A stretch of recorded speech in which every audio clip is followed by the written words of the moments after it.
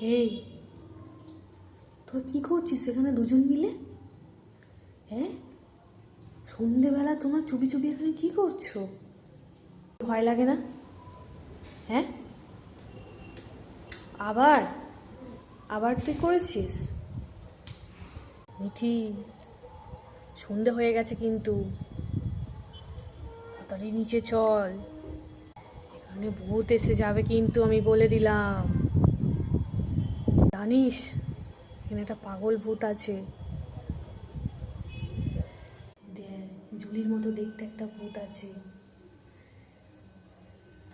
সোনা মা, এবার চলে চলো ঘরেতে। যদি ভূতটা এসে যায় আমরা কিন্তু দৌড়াতে পারবো না, তুমি নিচে চলে যাও। যাবে তো? এদিকে তাকাও।